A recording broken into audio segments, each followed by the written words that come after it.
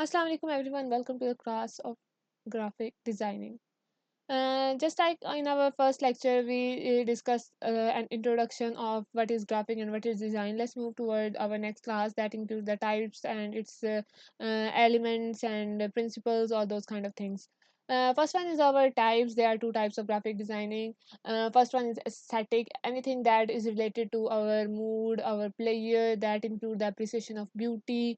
It include the songs, the paintings, artwork, photography, anything that is done for our mood and our pleasure is included in this type. Second type is the functional that provide any kind of message. For example, no parking symbols that you can see on the side of the road, even though there is no text written on the board, but the idea, the message is clear, even with the signboards only. So the two types are aesthetic and functional. Now our target is to combine these two types to bring our design to a real world and make it beautiful and useful and functional. If our design is functional but not aesthetic, then we cannot achieve our target. Or our design is not functional and it is aesthetic, then it's also not achieve. So what we have to do is to combine these two types and achieve our target.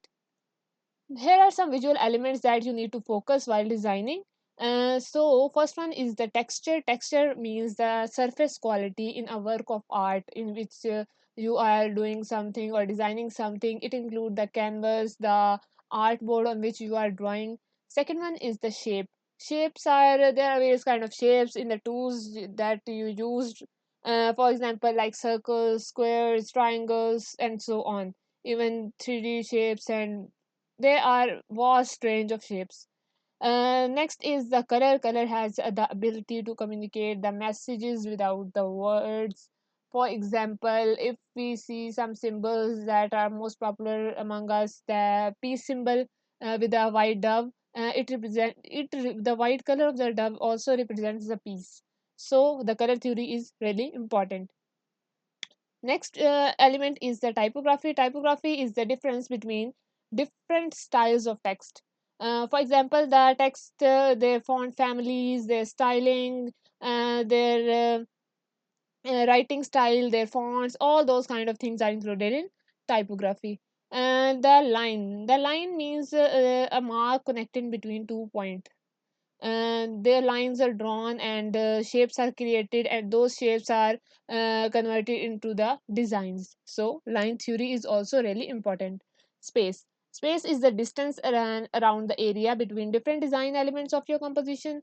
Means that you have to be careful where you are adding a shape and where you are writing a text. The space should be considered, and it is very important element among all those ones. Another important element is the form. It includes development of two-dimensional structures and shapes, three-dimensional shapes, just like I have discussed already in the visual element of a shape.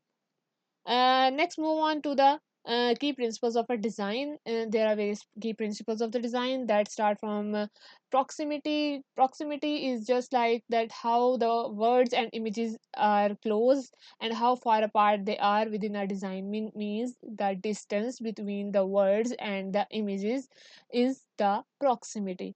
The next one is the appropriateness. Appropriateness means the designing something that is suitable, that is meaningful, that is beautiful and functional.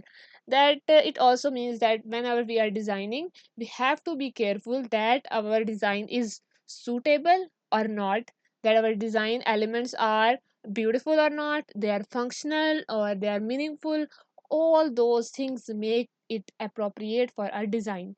Next principle is alignment. Alignment, a design principle that refers to lining up a text or the graphics on a page.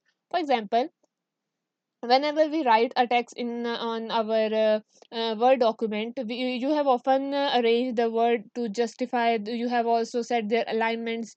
It's just like in a way that you have to arrange your text in appropriate way, that it should not be dislocated, it should be aligned. And the next principle is function. Whenever the design works and helps the user meet their goals and needs. The function of the design should be according to what we are, according to the goals and the needs of our client and our users. So it should be appropriate according to its functional. Next one is the balance. Balance means the distribution of the visual weights of objects, colors, textures, and space.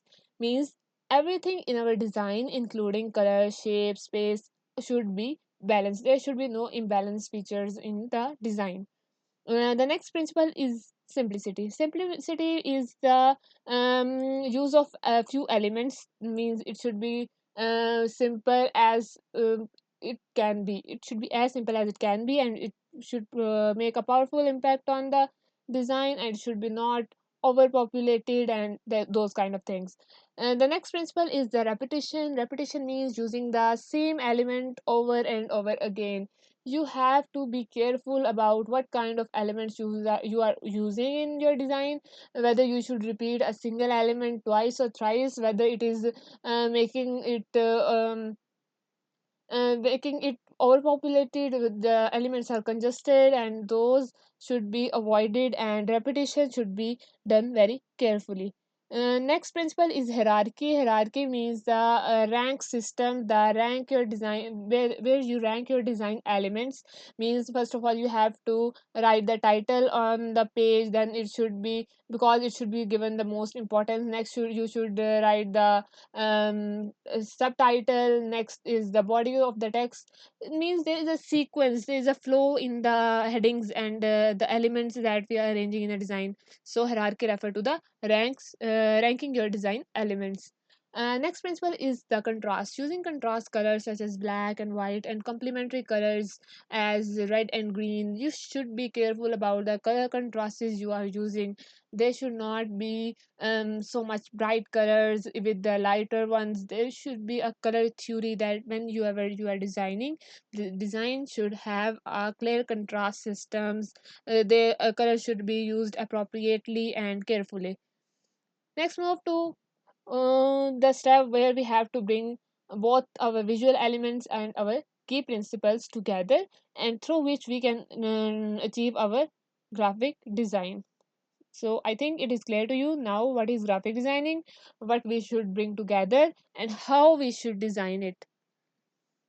Now, the last but not the least, take inspiration from all those steps, from internet, from Google, from social media, anywhere, whatever you want to use, and then implement those inspirations in your work. So let's get started.